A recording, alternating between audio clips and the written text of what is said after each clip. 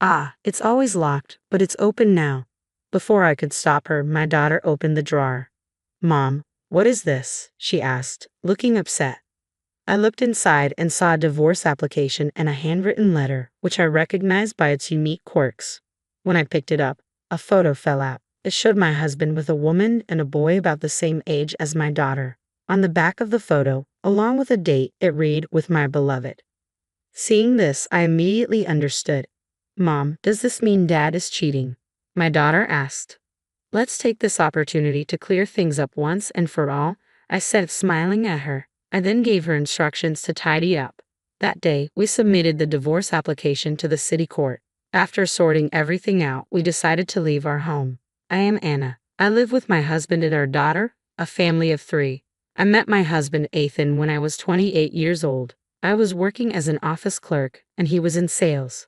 We started talking through work, and since we both enjoyed drinking, we began going out for drinks more often. We grew closer, and after he confessed his feelings to me, we dated for 2 years before getting married. Things were going well for us. However, even a year after our marriage, we were not blessed with children. I wonder if not having kids is because of the alcohol, I complained to my husband. We both enjoyed drinking, so we had a habit of drinking before bed every night. He showed a complicated expression and said, I wonder, but drinking during pregnancy is not good, so let's quit once. I'll quit with you. Thank you, I replied. I'm worried because of my age. I'll go to the hospital too if necessary. I'll come with you, my husband said. My mother keeps nagging me to show her grandchildren. He laughed, and I laughed back, but my feelings were complicated. My mother-in-law isn't a bad person, but she is very eager for grandchildren. Anna, aren't you over 30? It gets harder to get pregnant after 30, you know. I'm worried, she would say. Ethan is an only child. The other day, Mrs. Morrison next door was flaunting her grandchild's photo. It's so annoying. Before we got married, she would make such comments and sigh deeply. Because of my mother-in-law, I started worrying about not being able to have children. She would call me without telling my husband, pressing for grandchildren. I thought it wasn't uncommon to be a first-time mother after 30 these days. However, being strongly pressured by my mother-in-law, I started to feel rushed. So I talked to my husband and we started infertility treatments. My husband was supportive, willing to undergo fertility tests with me. Since neither of us had any issues, we thought we would have a child soon. However, despite the accumulating treatment costs, I couldn't get pregnant. Gradually, my husband began to vent his frustration. Why can't you get pregnant? There's no problem, right? Just get it over with. You're taking off work to go to the hospital too much. Think about me working at the same place. What can I do? I want a baby soon too. It's hard for me to ask for time off. It's not just about you. Then quit your job. Stress isn't good, right? We can get by on my earnings alone, he said, clearly at his limit. Just quit tomorrow. Missing one clerk won't cause any trouble, and the gap will be filled quickly. Wait, just like that, all of a sudden. Let's do that. I'm going to bed now since it's early tomorrow. Good night. Saying this, my husband forcefully ended the conversation. Under his pressure, I quit my job. My dream of being an independent woman was cut short there. But I did want children, so I told myself it was fine to return to work after having a child. For now, I tried to stay positive and focus on trying to conceive. However, my hopes were gradually crushed. Hey, since you're not working, at least take care of the house properly. We don't even have kids. I'm sorry, the hospital was so crowded today, I couldn't come back earlier. And microwave pasta? Are you kidding me? Even when you were working, you managed to cook something decent. I'm sorry, I was just too tired. Sigh, I'm the one who's tired from working from morning till evening, and this is what I come back to? Forget it, I'll eat out today. Gradually, my husband became harsher towards me. It felt like verbal abuse, but since I had quit my job and was being supported by him, and with no results from our fertility efforts, I couldn't say anything. I spent my days walking on eggshells around my husband, who constantly complained about the housework. This behavior didn't change even in front of his mother, who, instead of reprimanding him, joined him in pressuring me for grandchildren. The stress was worse than when I was working. However, my wish was granted a year later when I became pregnant. It was unexplained infertility, but I was so glad I didn't give up. On the day I found out about my pregnancy, I decided to buy flowers on my way back from the clinic. This will make him return to his kinder self, I thought. But his reaction was lukewarm. Oh, that's great. Congratulations, that's good, he said. After all the talk about having children and quitting my job, I felt indignant. Still, I hoped things would change once the baby was born. Hey, clean up my study, and I don't need dinner today. I have a business trip coming up next week, so take care of the preparations, he said. That's too much. I've been suffering from severe morning sickness and can't eat anything. Everyone goes through that, right? Normally you'd be working, so you should at least be able to do that much, he replied. Leaving those words, my husband went off to work while I struggled with more morning sickness, trying to do as he said. During this time, I gave birth to our daughter Nicole. The only thing that changed was that the calls from my mother-in-law for grandchildren stopped.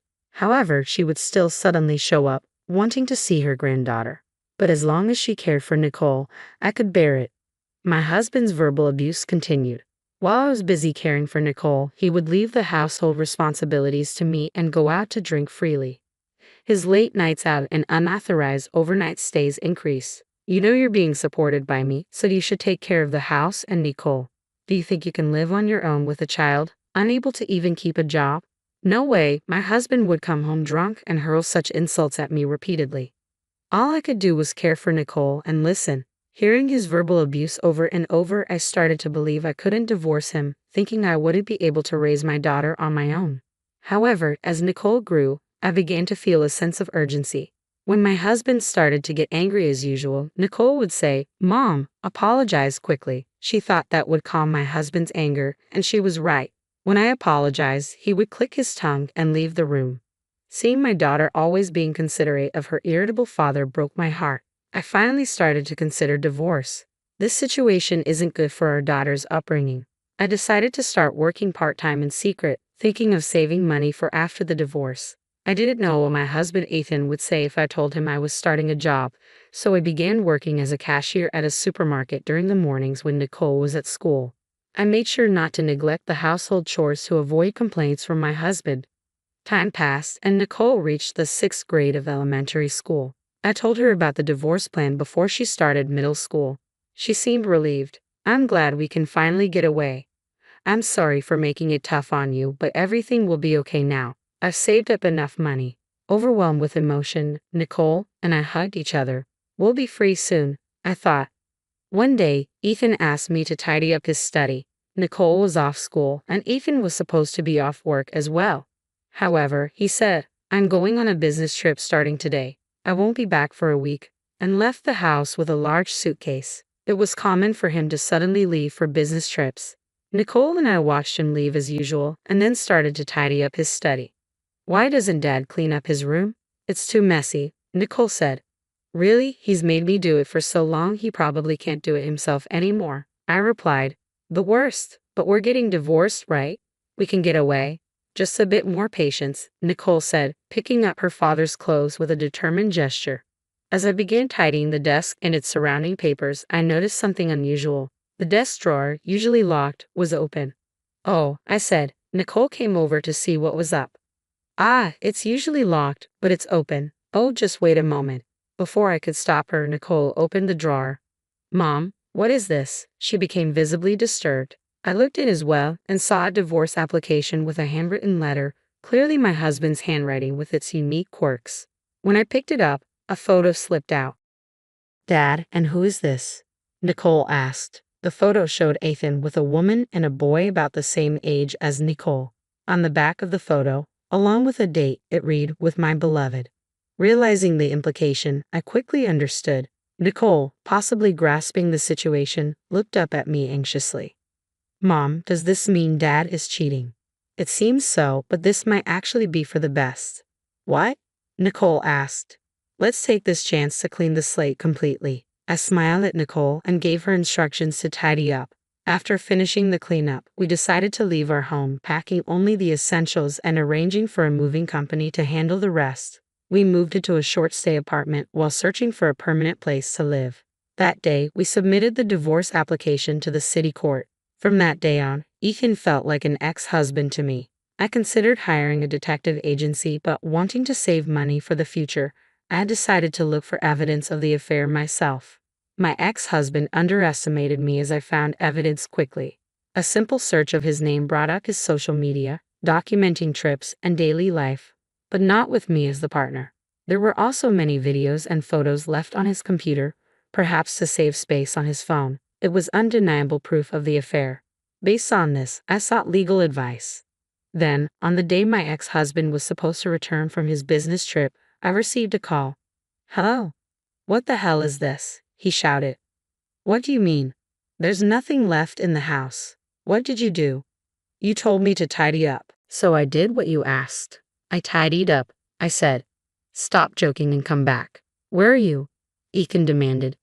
"I won't be returning. I'm divorcing you," I replied. "What? Why?" he asked, incredulous. "You have the nerve to ask. Cheating and starting another family, and you don't know why."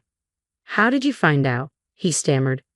"You've been pretending to be on business trips. I've seen everything on your social media and computer. I even found out about the other home you have. All thanks to her parents, right?" "How?" Ethan was clearly shocked to learn how much I knew. "You were careless. You didn't think I would do something like this, did you? You'll struggle without me. How will you manage financially? A woman like you can't survive on her own," he sneered. "Maybe, but it's better than staying with an abusive husband like you. I'll be taking compensation and child support from you. Please communicate through my lawyer from now on. Goodbye." I hung up. My ex-husband tried calling several times, but I blocked him. Even my mother-in-law reached out. A good wife forgives her husband's affairs. Don't make such a fuss and come back home. Forgive an affair and abuse? With a son about my daughter's age, I can't do that. I won't be in contact with you or let you see my daughter. That's ridiculous. Even if you divorce, she's still my granddaughter. You can't take her away. This is also what my daughter wants. She suffered because of her father and doesn't want to see you either. That's absurd. Goodbye. I continued to block calls from her, feeling relieved to be rid of unnecessary burdens. I found a modest apartment for our next home and moved her belongings there. Despite using a significant portion of my funds, I felt relieved about starting anew. After moving, I initiated claims for compensation against my ex-husband, initially resistant. When I mentioned returning to my previous job, which was also his workplace, he quickly signed the documents. "Please don't do that. It'll ruin my reputation," he pleaded. My previous workplace was also my ex-husband's. He must have realized it was only a matter of time before it became known. He signed out of self-preservation, agreeing to a lump sum payment. Then, through the lawyer, the mistress requested to meet. It seems she's quite remorseful and wants to apologize in person. Persuaded by the lawyer's words, I agreed to meet. I chose a cafe as the meeting place. The woman who appeared was well-dressed and beautiful. "Nice to meet you. My name is Tracy Brown. I sincerely apologize for the trouble I've caused," she said. "Nice to meet you," I replied. An awkward silence filled the air. I had no intention of forgiving her, but I was curious about her side of the story. She began to speak slowly, revealing that she initially thought he was single. When she discovered she was pregnant, Ethan confessed he was married but promised a swift divorce. However, soon after, my pregnancy came to light, and he told her a divorce was no longer possible. Her parents suggested she could still have a family with him, and she accepted their proposal. In reality, we were not divorced, and the marriage registration we submitted was never processed. "So you've been with my husband for over 12 years? I asked. "Yes, he had told me he divorced 10 years ago, but I continued the relationship for 3 years even after knowing about you. I am truly sorry. Now I've decided to end things with Ethan. I loved him, but I've realized I was just convenient for him." "How so?" "The moment he knew you found out, he started treating me like a cash cow. My parents are quite generous with me, their only child, and he depended on that. Our life was largely supported by my parents, and his lies became unforgivable." "I see. And this is the compensation for my parents." She handed me a white envelope. I silently accepted it. She apologized until the end and then left. Perhaps she too was fooled by a foolish man. Afterwards, my daughter and I started a new life. When I explained my situation to my part-time job, they offered me a full-time position. Nicole no longer had to tiptoe around an adult's mood at home and seemed to smile more. I too have begun to feel more at peace. "What would you like for dinner tonight?" I asked. "I want an omelette," Nicole replied. "Great idea. With ketchup then." "All right. Love you, Mom." "Love you, Nicole." We spent the evening laughing together, planning to live for each other's happiness moving forward.